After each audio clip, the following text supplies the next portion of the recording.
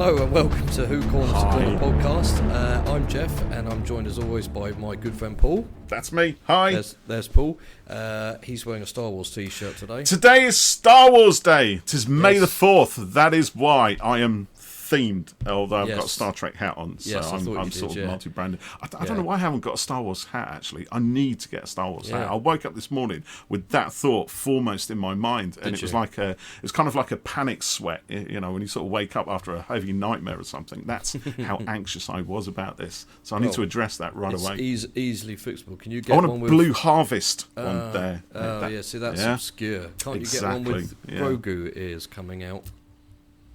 Just... the only good Star Wars. That's all you like, Star Wars. Honestly, you are such a wuss when it comes to this stuff. You just like the cute little green baby. I'm playing Gatekeeper here, by the way, and I'm fully playing that card, so don't even go there. Right, let's concentrate on Doctor Who then, before we get into a vicious row. Yeah, but I can't argue because I don't know enough about it. Well, you could, but I'll just rinse you. So this week we're going to do a Q&A. Yes. So we put out a tweet, a couple of tweets asking for some questions that people would be interested in hearing us answer, some topics that they thought could be quite good for the podcast. So we're going to look at some of the general questions that we had come in. So I'm going to kick this off with one from Simon Hart, who's at Psy_Hart, and his question is: should Doctor Who be fun or should it be dark? Oh, so we're starting with a nice, light, easy question to answer then. I did see your response to this one, actually. I think you were getting quite excited about answering this. Yeah, well, I know what my answer is. Go on then. Yeah. Come on then. I think it should be a little bit of both, but more fun than dark. I think that Doctor Who is a show with a lead character who's essentially optimistic, hopeful, positive, kind, and adventurous, and I think the show should be fun, should be enjoyable. I think we should get a bit scared in it. I think there should be dark moments in it, that are moral, questions, ambiguities, and things like that. But I think I've seen some people, and I'm not saying this is Psy at all, who feel that it should be really dark, and I don't get that at all. It's like saying The Simpsons shouldn't be funny.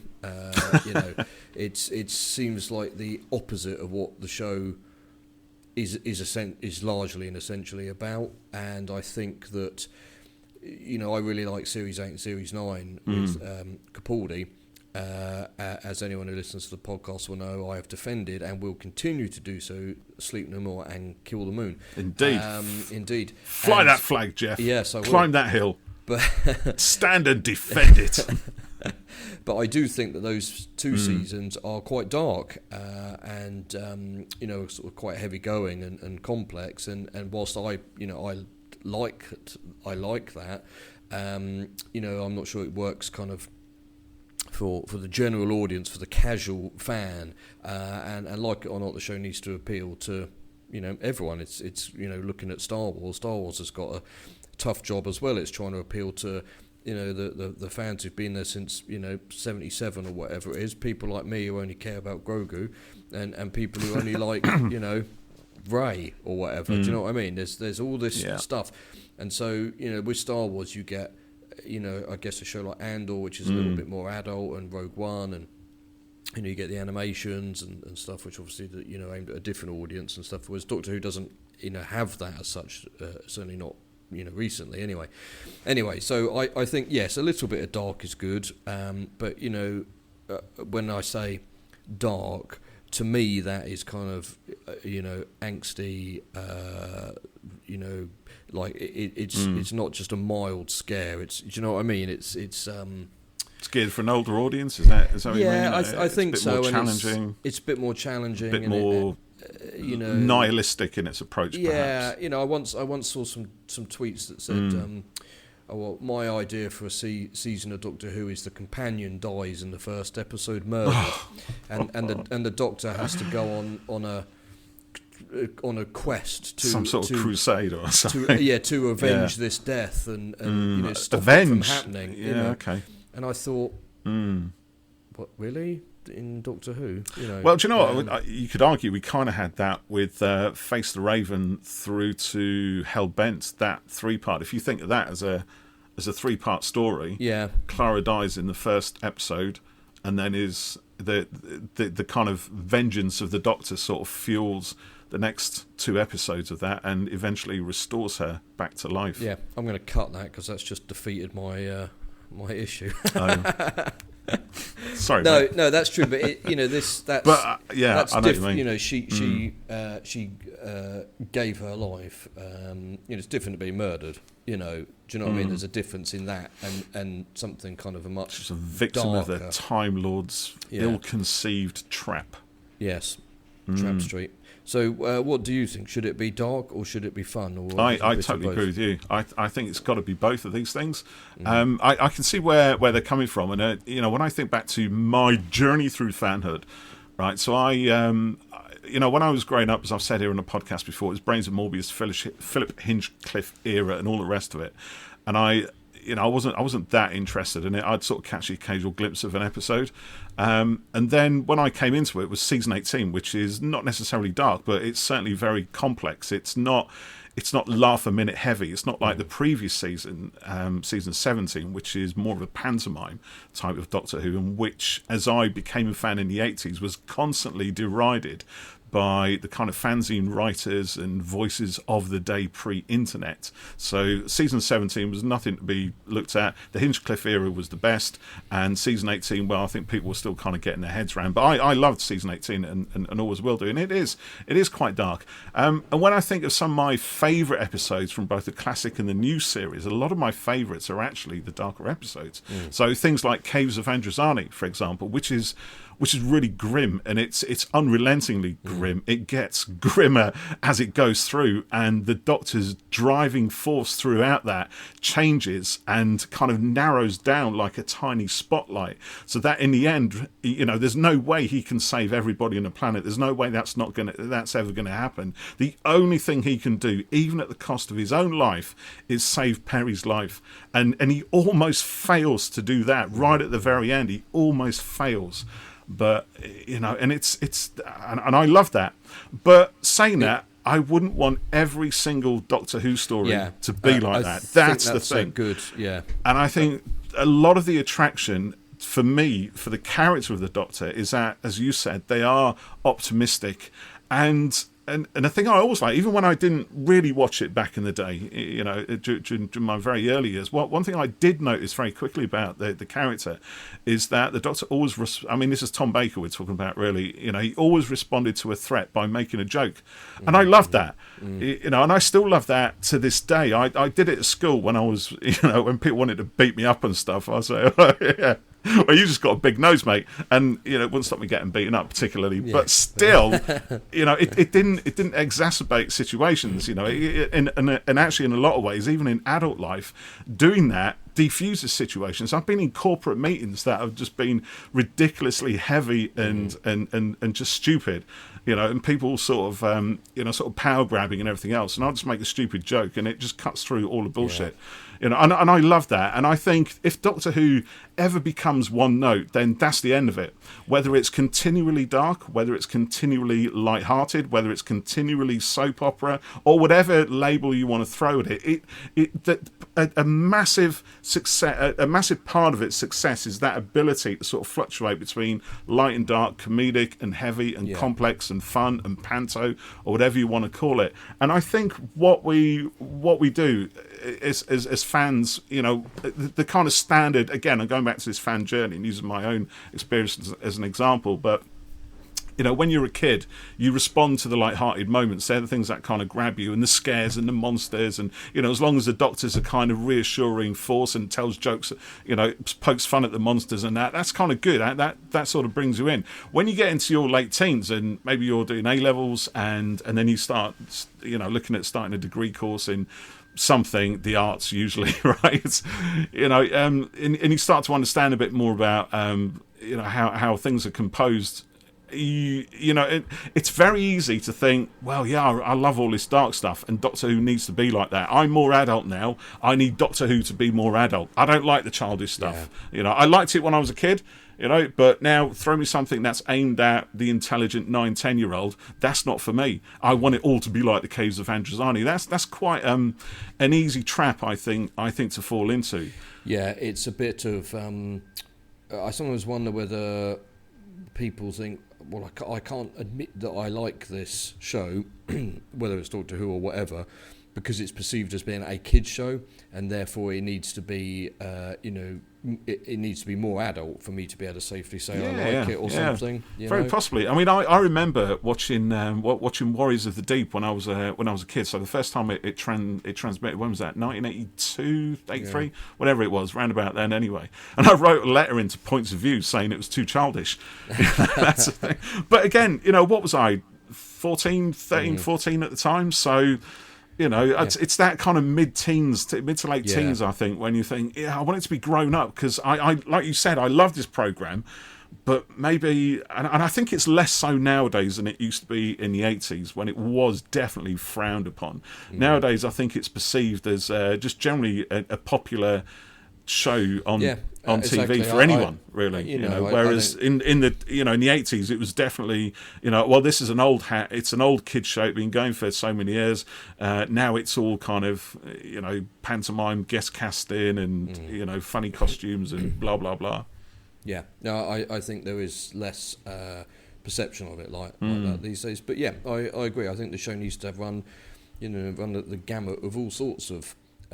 You know, light and dark, and you know, scary, and you know, silly, and you know, and it's ideally suited to be able to do that. It is, so, it's that format, isn't it? You know, I mean, you can look at something.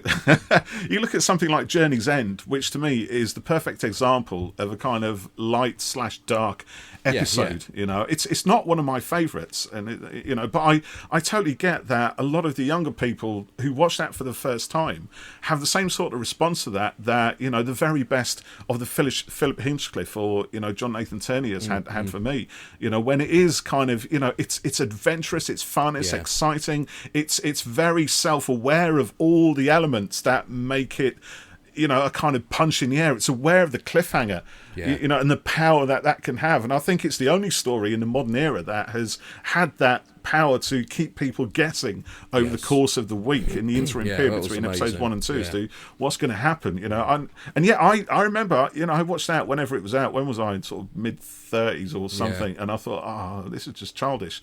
But absolutely, of course it is. But why not, you know? That's the thing. It's important, I think, to remember, like going back to what I was saying about, you know, the show is trying to appeal to, you know, a number of different age groups and stuff.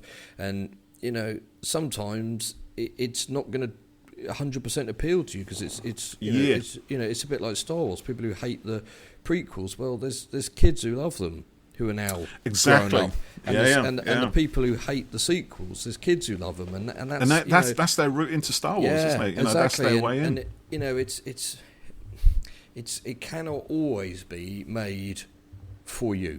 No, you know exactly. I like to look at it as a bus. So the whole production of Doctor Who is basically just driving this bus around and making modifications as they go. And as fans, it's up to us to decide we want to jump on that bus.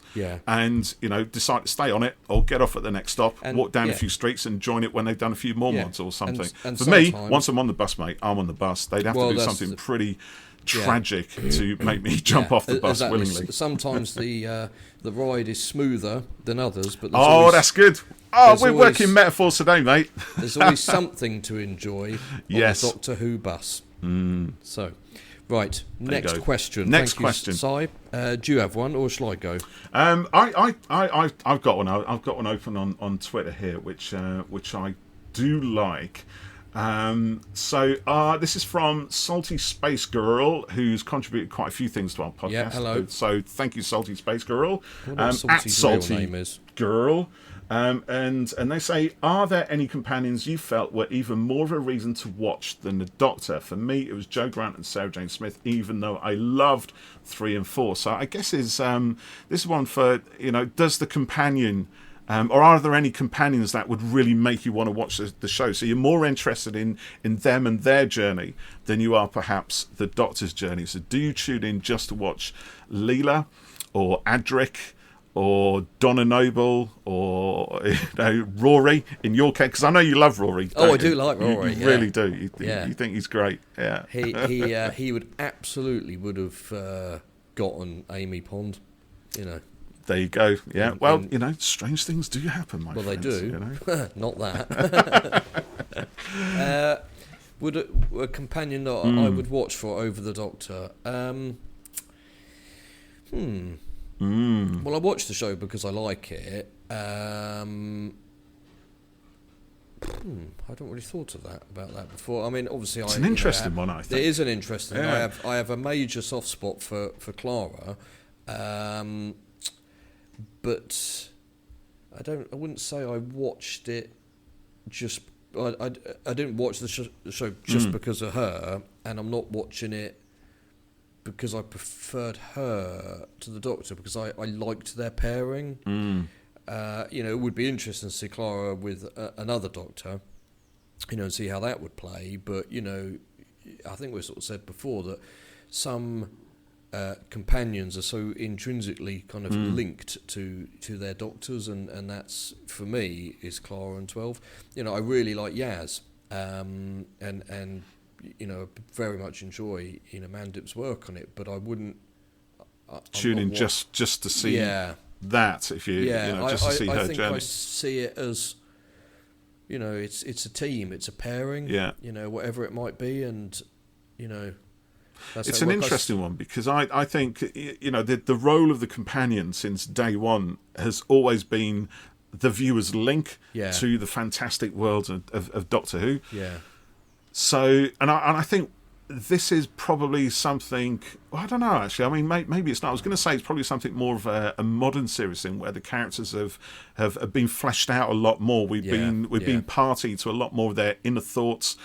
We've seen them put through the mill. We've seen them change, their mindset and their attitudes and behaviours throughout the course of the show. We've seen their characters develop to a much greater degree than we ever really did in the old series, possibly with the exception of those that Salty Good Space Girl points out. Actually, Jo Grant, Sarah Jane Smith, where we did have quite a nice little sort of arc, if you like, through the characters' times with the Doctor. I'd agree with that. I think and it's not a slight, but it's because it's kind of how things were, on telly to an extent back then. But a lot of the characters they don't have a particularly kind of strong or defined arc. No, exactly. Well, Jo Grant never really had much of a backstory apart from the fact she failed her A-levels in science or something. And it's just what it was like back with shows then, and like I said, it's not a slight at all, but it's not quite the same comparison, but it's a bit like The Simpsons again. Those characters and their their personas and how they do the blah blah blah. And there's never any evolution in them. There might be a sort of learning within an episode, but it doesn't. Well, they've been the same age for the last 40 years, haven't they? Yes, so that's it. Nobody changes or grows, and then it's the same. You look at something like I can't think of another show off the top of my head, but where there's a growth and a change in the character, and we do get that in modern Who, but didn't in the past. So, and especially a secondary character as well, isn't it? Because as much as we love the companions, they are secondary to the Doctor. I think they do take the limelight on occasion. Episodes like Turn Left, for example, which focuses on Donna Noble. Flatline, which gives Clara quite a fair bit to do. Which again, I think is a modern series thing. I don't recall it really happening much in the classics. I mean, maybe Horns of Nimon gives Romana more to do, perhaps than she usually did. So there's a bit more focus on her, but it's very, very rare, I think. That happened. But I don't know actually. I mean, for me, I think I'm with you, Jeff, actually. I don't think I would necessarily tune in specifically to watch a companion, but I don't know, it's an interesting question actually, given that the companion's role, as I said, was to bring the viewers in. Good one. Yeah, I mean, no definitive answer like you said earlier, because you're on the Doctor Who bus, and you're staying on it. You watch it for all of it. Where there's probably people who, they may only watch because Billy's in it if they like Billy. Yeah, exactly. And that's fine. Okay, thanks, Salty. That was a good question. So I've got one from Ian Banks, who's at Stuff Ian Likes. Scariest and funniest story. Oh, that's a good one, isn't it? Oh, I didn't see that one. Otherwise, I might have thought about it. Yeah. Go on. Have you got one in mind, or a couple in mind? He did actually say stories, but I was trying to narrow it down. I'm gonna say. The Impossible Planet and the Satan Pit is always quite a scary one. The Ood going evil, and the sort of Toby and the tattoo things on the face, and obviously the devil thing. Yeah, Gabriel Wolf's voice. No, not Gabriel. Is it Gabriel Wolf? Yeah, who played maybe. Sutek, wasn't it? It's the same guy who did that. But it's also that concept in it of the devil and that just being the body and the soul, the personality, or whatever you want to call it, being extracted from it. And it kind of reminded me a little bit of the final season of Buffy. They had what they called the first evil in it, and it was the sort of manifestation of the first sort of evil thought or act in the history of the world, which I thought was quite a cool Original concept. Sin, is it? Yes, yeah. I was thinking that's not what it's called, but yes. So that's quite a scary one. I never saw that final series of Buffy, actually. Sorry, go on. Yeah, no, it was good. Another scary one, I mean... Yeah, probably that, I would think. There's bits in... Like, my wife sometimes says, Doctor Who's not scary. It's not, but I can understand what is in it. Do you know what I mean? And why, a younger viewer might be scared by something. So whilst I don't watch it and think, oh my God, I got hide behind the sofa, that the stuff in the Impossible Planet is scary. Or like I like Hide, but it's not scary. It's a spooky one. So yeah, I'd say that, and then funniest. It never really does kind of out-and-out comedy episodes. Some of the funniest moments were when Ten gets poisoned in The Unicorn and the Wasp. Oh, yes, that is a good one. I couldn't laughing at that when it first went out. And one of my favourite little moments is when 13 says... some line about being late, and she does this to gesture for a watch, and she goes, I'm not even wearing one. It's just for show. And I thought that was really funny. So yeah, funniest episode. There's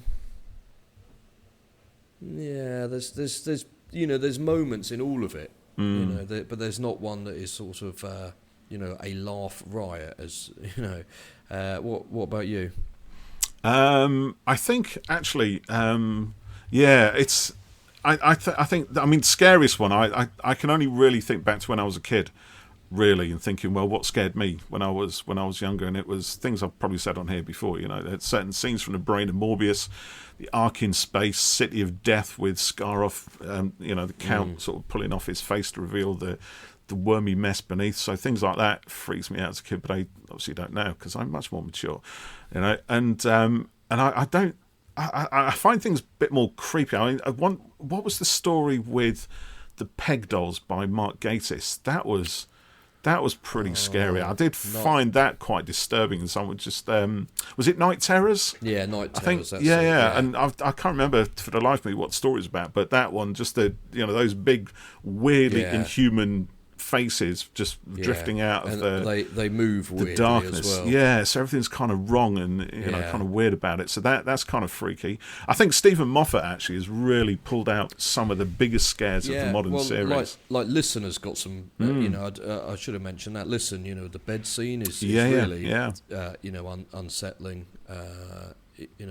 So yeah, there's definitely moments. I think there's moments, and I think back to to my kids. So Freya, who's been on here with us, she cannot deal with gas masks or even any masks anymore in real life. Right. Not since she watched. What was it? It was the other Moffat. His first one, wasn't it? The World War II thing. What's it called? Are You My Mummy? I can't really remember. Empty Child. Empty Child. That's it. Yeah. Well done, mate. Honestly, and my eldest daughter, who really doesn't watch Doctor Who, she's only watched one episode, and it's because someone had brought it into school to watch on a like last day of term or something. So she had to watch it, and it was Blink, and that totally freaked her out. So she never watched Doctor Who after that. Makes a point now that she cannot watch it. And just finds the whole idea of the angels just too much to bear. Talking of the angels, that Village of the Angels. Actually, I'd chuck that in there because that's a good one. Again, it's not scary, but what it is tense, and it escalates. There is an element of fear to it. It doesn't sort of scare me, but I watch it and it's exciting, and when you sort of picture yourself in that situation, do you know what I mean? It's so I don't watch it and actively feel scared. I rarely kind of get that unless it's I don't get scared, mate. Well, I don't get scared or anything like that. The Woman in Black or the Conjuring films, they're scary. There's also some moments in I can't remember which episode it is, but it's one of it's either Silence of the Library or Forest of the Dead. I think it might be Forest of the Dead. Either way, it's part of that.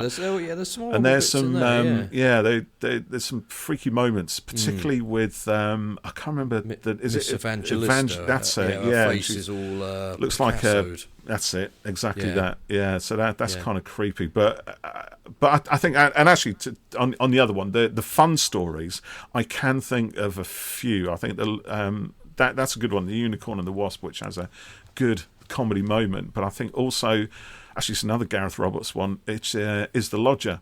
I find that it's a lot of fun to watch. I think it's just played for comedy. It's played for laughs, and Matt Smith and James Corden together in there are just fantastic. It is a definite comedy moment. I think that's a fair point. Actually, that is one of the more sort of overall comedic. Unicorn and the Wasp. Actually, I suppose in fairness, you could say, and the Caretaker with Capaldi, they are more leaning fully towards a comedy thing. Yeah, I think they're written with that intent, aren't they? Rather than parts. I think from the old series, it would actually have to be City of Death and possibly The Horns of Nimon again, which I just find a hoot. and City of Death, actually, again, it's not... Do you know what? It is... I think City of Death is... And Sharda, actually, the two Douglas Adams stories, I think they are intended as a comedy. I mean, it's Douglas Adams playing to his strengths. I think, obviously, City of Death, he didn't outright. It was a David Fisher script initially, but he pretty much rewrote it, and it's full of typical sort of Douglas Adams witticisms. And Tom Baker, you can see all of them, and they just love that script, and they're just going with it. They're not hamming it up, perhaps in the way that they are in The Horns of Nimon. So it's a different kind of comedy, but. And it's the same with Sharda as well. They're having such a ball with both of those scripts, and I think Sharda's maybe not quite so funny, but City of Death definitely would get my vote for that. Great one, yeah. Okay, I've got another question here.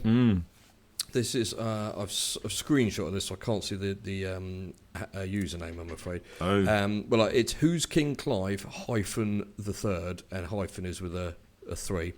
Nice Orphan 55 reference there. I like it, yeah. So, given the release of the new documentary about the Blackpool exhibition, do you think one will or should be released about time fracture? I'd personally like to see a floor plan or map of how it worked, and think it would make a fantastic coffee table book and a Big Finish audio. So I suppose really what I've done there is put a question out that only I can answer as I went to Time Fracture. I didn't sorry. say it. I remember when Time Fracture was on, and I thought it was moving actually at some point, but no, that's gone quiet. But when it was on, people were sort of asking for it to get filmed so that you could experience it. But as nice as that would have been, I think it was not possible because it relied so much on your interaction with the actors and things. You had that's what made the experience. That's right? its thing. You had a set path from the start to a certain point, and then it deviates. And then you have a set path again after that. So there's parts of it that could be filmed, but the routes through in the middle part of it, like we ended up with Da Vinci, and then Elizabeth I, and then watching a Time Lord agent fight a space pig monster thing, and then getting chased by Cybermen. And other people met Davros in there and Anud and stuff. So. The question says a bit more about it, what the floor plan was, what was there, cause apparently there were, characters that they only appeared as occasionally, so it did have quite a lot of, options to it, but then that becomes, hard to tell in book form, or it's almost like a choose your own adventure type of thing. So a bit more of a record of it would have been nice. If anyone's listening, they went to Time Fracture, I hope they enjoyed it as much as me. It was great, and the journey they had to be able to be open was. I felt so sorry for the people. It was announced, tickets and whatnot, and then COVID, and it was delayed.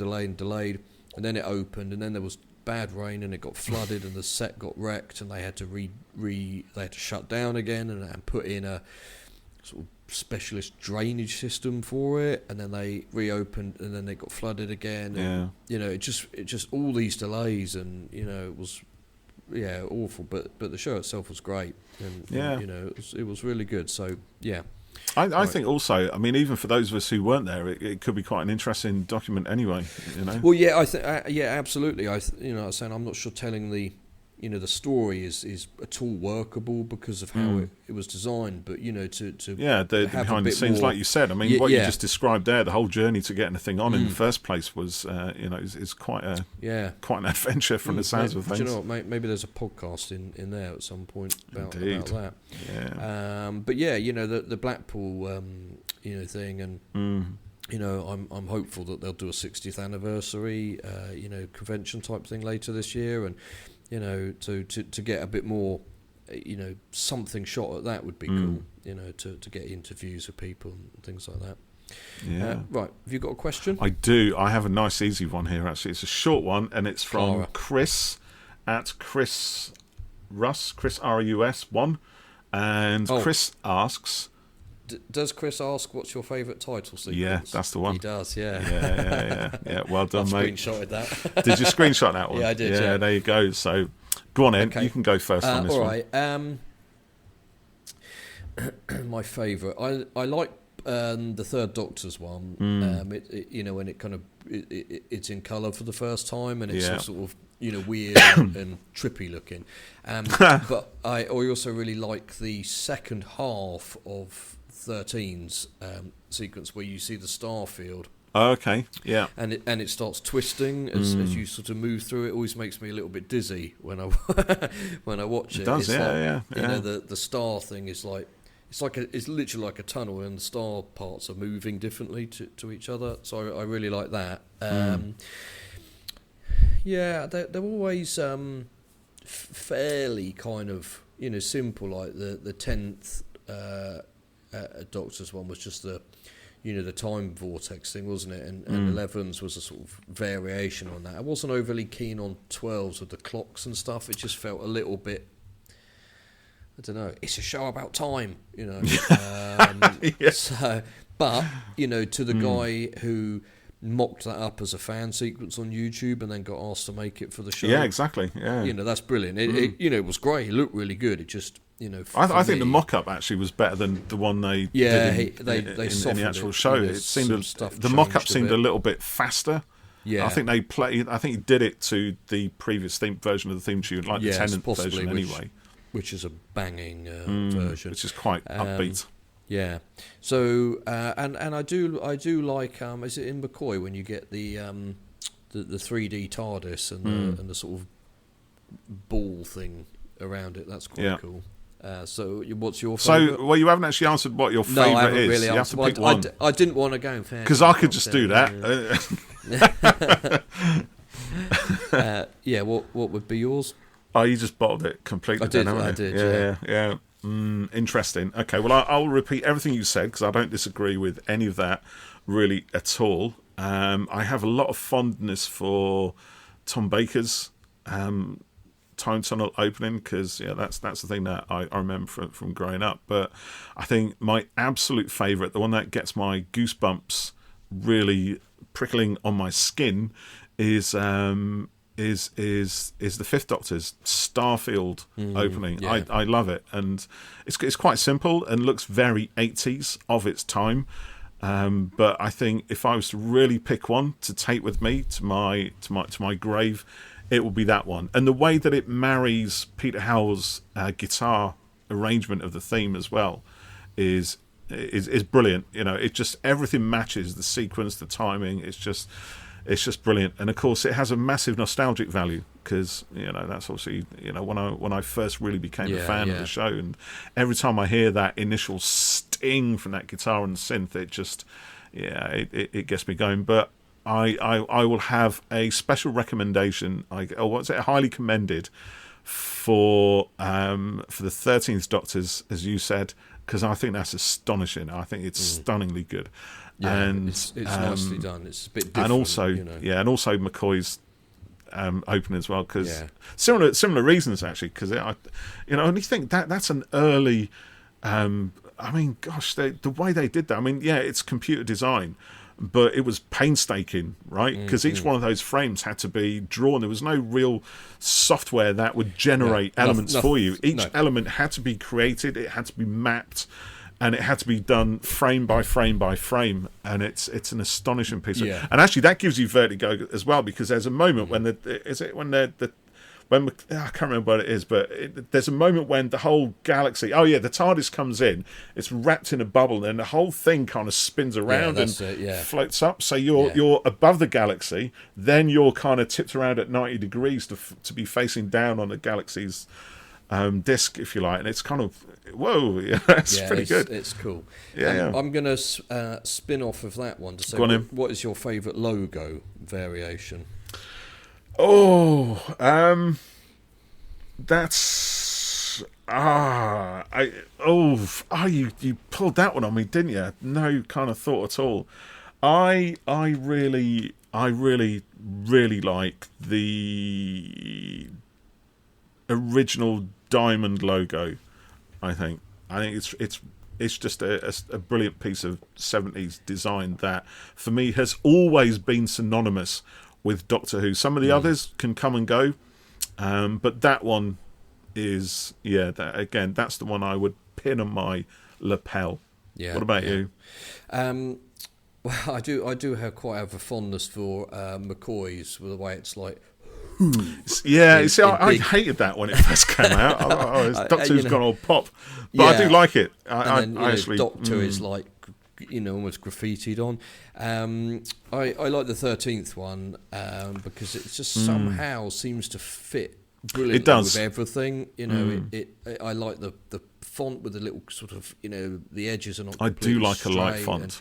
And the lines at the end, and it looks great on the collection sets and on books. It just quite elegant. It is. And normally I quite like a chunky font. I think from a branding perspective, generally you want something that really shouts out, that screams, and the big designs and the big blocky fonts, like they really do shout out. And you could argue that 13th Doctor's logo is a little bit more subtle because it's a thinner font, but actually it it does work. I think it almost goes against all the rules of branding. Yes, it does. Yeah, and yet it works. Yeah. Because it is identifiably Doctor Who. You see it, even if you see it in the corner of your eye, and it generally tends to be gold, doesn't it? It's gold even on a light or a dark background, and you still know exactly what it is when you see it. Yeah, it's a lovely logo. Yeah, and they do that nice clever thing with Yo as well. So the line going through the Yo, you sort of flip it, and it's like the sort of symbol for female. So it's quite a nice little touch there. Yes, it was probably deliberately done like that. Yeah. I imagine so. Yeah. A question here from Max Blake, who's at MexBloke. What is the one piece of extended media that you'd show to someone to try and get them into Doctor Who? I saw this question earlier, actually, and I did have a little think about this. Do you want to go? Because have you got something? You'd show to someone. Yeah. So is Max asking if it's a visual? Is he asking for a friend, do you think? Yeah. I don't know. Okay, well, crikey. I would think actually it would depend on the person you're showing it to. Yeah. And if you think this, I really want to get my mate into Doctor Who, but they never watch telly, they never watch sci-fi or whatever. I don't know, but they do read a lot of comics, perhaps. Yes, so maybe there might be people who. It's unlikely, I suppose, but they might like to just read books of Doctor Who or comics. I only really watch Grogu in Star Wars. But then I wouldn't necessarily read a comic of it. So yes, I think it would depend on the person. Yeah, it's a bit of a cop-out answer in a way, isn't it? Max, I want you to come back and give us your answer Max. to that. Tell us, and this will be a test to see if you're listening as well, if you tweet. Well, do you know what? I mean, it's an interesting question, isn't it? Because obviously the extended universe of Doctor Who is expanding even more so than it ever was, and I think as we move into the new era with the whole Disney deal. And Sony and Bad Wolf and that, it's just going to get massive. Yeah. If we get spin-off shows, they're going to have their own EU. There's going to be connections, crossovers. And so many more old Doctors and old companions who could have interweave. When you look at interweaving storylines, and you look at something like Big Finish, where they've really mined that field and produced an extensive crop of, such bounteous stuff. I was running out of similes there, but yeah. But you know what I mean? It's I think the comics actually would be a really good one generally, because they give you an idea of again, each visual style is different, but you just have to open a Doctor Who comic, see the police box, see the Doctor, see some mad alien, sort of clawing their way out of the panel, and that'll give you a good feel for the adventure and the sci-fi and the scope and the fantasy and the dynamic nature of Doctor Who. I think as well. The comics, I think, that's probably a good answer. The DWM ones are really good. For any Doctor. And then the Titan series, I mean, I particularly like the 13th Doctor ones, and the 12th Doctor stuff was good, and I mean, they all were really. I remember the 10th Doctor stuff, but it got a bit kind of heavy, and it was talking about like, was it like, what do they call it? It was some sort of weird time theory in it or something, and I remember thinking, I think you're trying to be a bit clever here, and I have no idea what's going on. Idea what's happening. So that series sort of fizzled out a bit for me in the end, and I didn't read all of the 11th Doctor, because it was at one point that each Doctor had a monthly series, and then they would do what with the Titan comics, was it? Yeah. So it and then there'd be specials of like the 4th Doctor or the 3 or whatever. So there's a huge range, and it's very much not at the moment, and hopefully it'll pick up again. So yeah, but probably one of the comics I'd go for there. I think also comics are quite easy to get into, aren't they? They're very quick. You can cover a lot of space in a very short period of time. Yeah, you could do one of the collections, in a night, or the DWN ones in a. Whereas give someone a Big Finish to listen to, that's a commitment. Couple of days and that, and they might not really like it. You know, no, don't listen to this, mate. No. Yeah. Yeah, comic. Yeah. There you go, comics. That's my answer. Yeah. So one from Paul Phipps-Williams here, who's at Mr. Phipps. This is probably not one for you, unfortunately, Paul. But I like the question. Fine, mate. Yeah, I'll just do my own thing. The best meet and greet experiences you've ever had. Meet and greet. Oh, with a Doctor Who. Yeah. Luminary. Yeah. So not just generally meet and greet. No. Well, when I met you, there you go. That was a good one. That was memorable. Well, I've met a couple of doctors now. So back at the 50th event, met Matt and Jenna. Had a photo with them and stuff.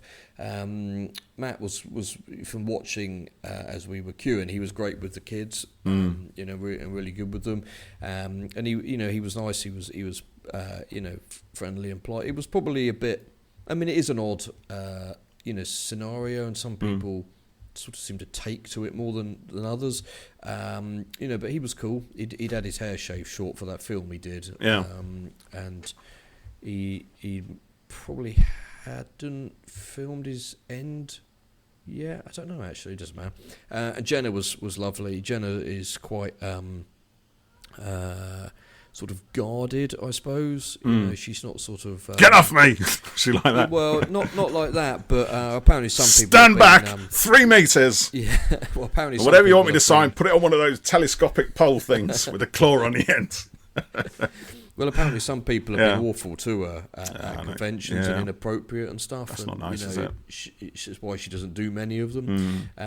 She was nice, and then had a very brief, very brief conversation with Colin Baker and Peter Davison as they walked past. So we were queuing to meet Matt. Colin said, what are you doing here? And we said, we're going to go meet Matt. And he said, oh, that's exciting. And I said, do you want to join us? And he said, well, I'd love to, but, I've got to go and do something. So that was fun. Did Peter Davison hold up signs saying he's not all that, Yeah. No, he wasn't doing that. It's not all that good. Yeah. And then... obviously, last year at the Comic-Con in London, I met Jodie and Mandip, both of them were brilliant. Jodie really made everyone kind of feel special, and it was you don't get along with them at all, but it was just she obviously was loving it, and Mandip too, and everyone came away feeling kind of really happy, and they make you feel like, even just for those couple of moments, that you're special. It's only you, and Jodie always sort of said something kind of complimentary or personal to everyone, I think, which is really nice as well, So it was those two. So Paul, if not you, Paul Phipps-Williams, if you've got any, let us know. You've missed out, haven't you, Paul? No, I haven't actually, because I'm going to tell you a story now, my friend. Have I not heard this? No, you haven't heard this one. Obviously, I haven't really been to conventions and things, so I've never done the meet and greet as such. So whether it actually qualifies as a meet and greet, I don't know. But when I was in my early 20s, right, I used to work. So this is kind of late 90s, really. Mid to late 90s, when there was no Doctor Who. It was the Wilderness years, right? And it might have even been pre-Paul McGann, actually, with the 8th Doctor movie. Anyway, cut long story short, right? So I used to work in his shop, and it was a TV video shop, right? Rental shop and what have you. And occasionally we would get some really old ex-rental videos, video machines, VHS recorders, ladies and gentlemen, right? Google it. Stack them on a couple of shelves and just knock them out, dirt cheap, ex-rentals, 50 quid, 100 quid or whatever it is, buy one, take it home, 3-month warranty, that sort of stuff, right? And this guy came in, and I recognised him pretty quickly, actually. I thought, you do that sort of double take. Is it? He sort of looked from another angle. Is it? No, can't be. Yeah, it is. And I'll tell you what, and given that today is Star Wars Day, it's a good one, because the fellow's name was Leslie Schofield, right? Now, you may not know Leslie Schofield, but he was in The Face of Evil, right? I can't remember the name of the character he played, but he was a dude there. And he was also, I think he's done another part in Doctor Who, but I can't remember exactly what it was without Googling it. But he did he was also in Blake 7, the second episode of Blake 7, where he played a really nasty space captain on a prison ship, which I'd watched again quite recently, actually. And he was also in Star Wars. He was one of the Death Star commanders in the original Star Wars film, right. Episode 4. And I think he's the guy who tells Grand Moff Tarkin, Peter Cushing's character, that in the X-Wings, the Rebel forces look like they might actually be able to find a weakness. So if they listened to him, the Death Star would never have blown up, and we'd never have had sequels and things like that. So and he always did that thing, but even then, right, and this is the other part of the story, right, is he was also really well known for a children's TV series which is called Johnny Briggs, right? It was kind of like a sort of Tracy Beaker style, not not the same setup as Tracy Beaker, but it was kind of done from that sort of very realistic drama type point of view, and he played Johnny Briggs's dad, and so he was quite well known to kids of a certain generation. And in Doctor Who magazine, there was, so I'm pulling a few threads together, right? There was this thing like it was almost like a sort of watch Johnny Briggs, who's seen Johnny Briggs as dad, well, I saw him in here and I saw him there and I saw him, right. Whatever. So after I sold him his video recorder in a shop, and I didn't make any sort of mention of that I recognised him or anything like that. I didn't until he signed his name, and then I said, "You're Leslie Schofield." I thought you were, and sort of, just had not so much a chat, because I wanted to take his money, really, and just get it in the till before I started. Take his lunch money. Before I frightened him off, you know what I mean? Otherwise my boss would have shouted at me or something like that. But he's really nice. He's really nice about it. And, I did briefly ask him more about Star Wars than Doctor Who, because, I said, it must have been really good to be in that. He's like, yeah, it was great, and blah, blah, blah. And he said, and I can't remember exactly how it went, but then he started talking to me about, that's right. I kind of said to him, what are you up to now? You got much on and stuff? And he's like, actually, I've just been cast in EastEnders, right? Because he was in EastEnders, right, for quite a while after that point. And I'm like, oh, congratulations, that's very nice. And he goes, the reason I got the video recorder, he says, I can tape it so I can watch myself back in it. So he's clearly not one of these actors who's like, oh, I hate watching myself on TV. No. Leslie Schofield is a guy who wants to watch himself on TV. Yeah. So that was brilliant. So afterwards, right, so after he took his video and went away with it, I immediately, right, started composing in my head a letter to Doctor Who magazine, and got home and I wrote it. And I kind of put in, that I'd met Leslie Schofield, Johnny Briggs' dad. Yes, add me to that Johnny Briggs spot list, if you like. And I might have embellished it slightly just to make it publishable or more attractive to the editors. And I didn't think they'd publish it, but they did. So it appeared in the Doctor Who magazine for the next issue, right? And I'm back at work, right? Do my thing at work, and who walks in? Leslie Schofield again, right? He's that video you sold me. Yes. Yeah, how was it? Yeah, it's all right. Yeah, I need another one. For my mate. So blah blah blah. And I said, yeah, no problem. Come here and we can sort you out. So he did that, and he goes, you wrote in a Doctor Who magazine, didn't you? I went, yeah. He goes, yeah, okay. You embellished it slightly, didn't you? I went, yeah, just a tad, just a little bit. Yeah, this all right. I say, you offended? He goes, no, it's fine. Honestly, it's really good. I mean, you didn't exactly, it wasn't an untruth. Just a little bit of embellishment. There's nothing embarrassing there, I think. So, and then we had a better chat then, and I did ask him about sort of, working in the face of evil, and a bit more about EastEnders and whether he'd, sort of done much then. And we did actually have the good chat that I'd told Doctor Who magazine we'd already had. Do you know what I mean? So, but it was really lovely, and and that's kind of stayed with me there, because he just, just a guy. So there you go, Leslie Schofield. It's a top actor, top bloke, and a very happy memory, if you like. That's nice.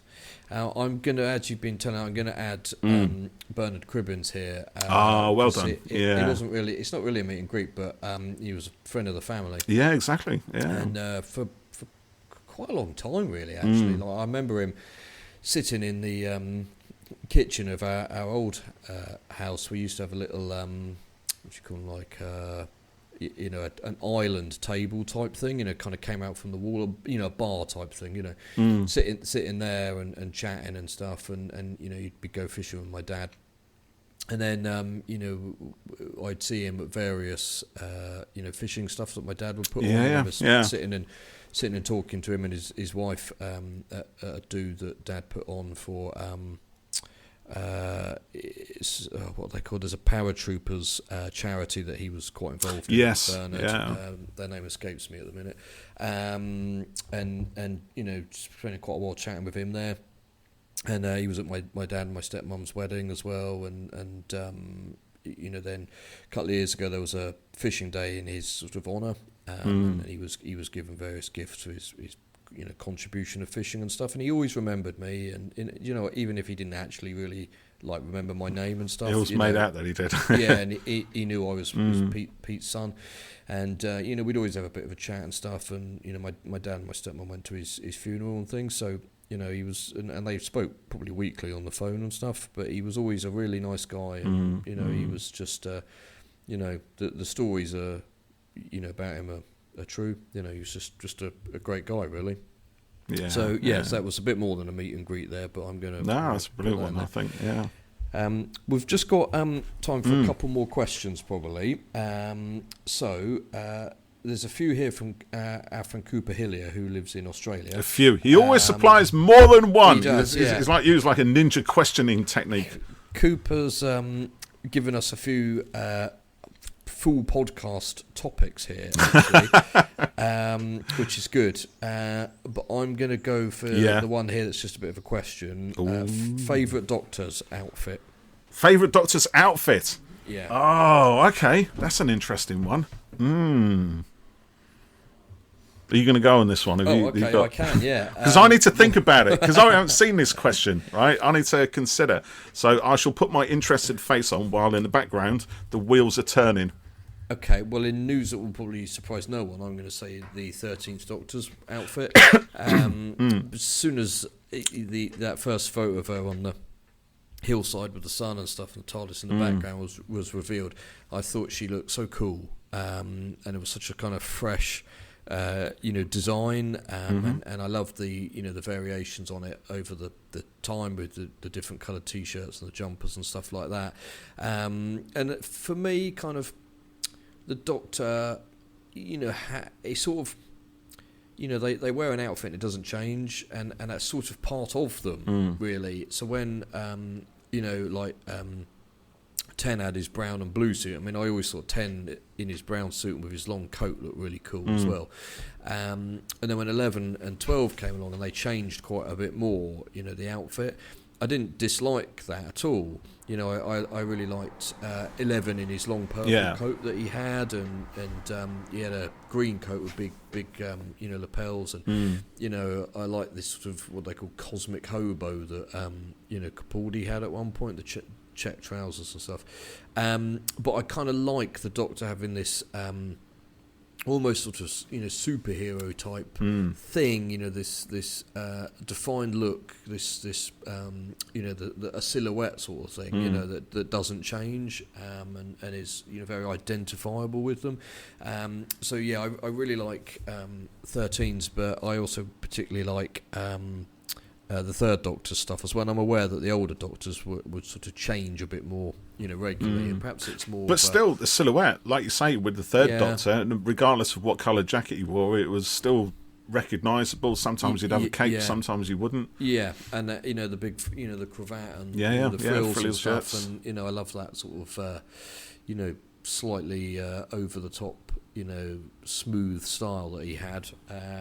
But yeah, I mean, there was not one that I dislike. I mean, I suppose, the Ninth Doctor's is I kind of like, I like costumes on people, by which I mean, so for example, I like The Walking Dead, but everyone in that just wears jeans and a shirt. It's, I'm wearing jeans and a shirt, so I like, an outfit, a costume. And the 13th Doctor wears a costume. She does. It's not, and I don't mean that like it's clownish or anything like that, but it's more than just jeans and a shirt, which is what the Ninth Doctor wore, and it suited him, but it was very kind of. You could just pick it up from anywhere. Which was the idea, wasn't it? I think. It was the idea, yeah. And the 10th Doctor wore a suit, but it was stylish and look cool on him. So I like that. So yeah, how about you? For me, I've been thinking while you've been saying that, actually, and I agree with all of those. I think they're and all the points you raised, so I'm not going to go over it again. But for me, thinking about it, I think my top iconic, most favourite Doctor Who outfit is the Fourth Doctor's in season 18. So that's the Leisure Hive to Legopolis. That heavy, dark burgundy outfit, which is more of a costume than his previous one, because he always wore different jackets, even though the silhouette, as you said, was the same. There was always the floppy hat, the scarf, the jacket, usually boots or trousers, obviously, because why would you not? But yes, it would have to be that one. That for me is the ultimate Tom Bacon. I know it's not popular with everybody, but for me personally, I think that was when I decided I was going to become a Doctor Who fan. And there's a lot of presence in that costume as well. I mean, Tom Baker has a lot of presence anyway, right? He's a big character, and his Doctor was at its peak, but giving him that outfit where in a season where he is more brooding, and perhaps pissed off than he ever was, really, because I don't think he was enjoying things anymore, and all sorts going on in his personal life, and he was obviously working towards the end of being in a show that he loved or had loved, but all of that informs the Doctor's character in that series, for better or worse, and I love it. And actually, going back, it sort of goes back to our first question: Doctor Who, dark or light? But that is probably the Doctor at his darkest. But it's that's the one for me. I think I really like that. I like all of them. To be fair, the Doctor's outfit is at best when it's sort of idiosyncratic. I think when it's not quite right for the year that the Doctor's in. Even with the third Doctor, yes, it's very 70s, but it's almost like it's almost too much. So it's too 70s. I like the 11th Doctor's geography teacher outfit as well. It's a smart short jacket. But it's almost like but it's got a bow tie, and who wears a bow tie, right? That's the thing. It's like the Doctor has gone to some efforts to get it right, but in doing so, gets it slightly wrong. And when that's apparent, I think it becomes more interesting. Like with the 8th Doctor, in a way. I mean, it's just a fancy dress costume that he pulls out of somebody's locker, Wild Bill Hickok, And again with the 13th Doctors. Yes, it is absolutely right for her, and it is a costume, but she just, it's assemblage from all the things she liked in a charity shop, which is beautiful for the 13th Doctor's character, taking the best out of everybody's cast-offs.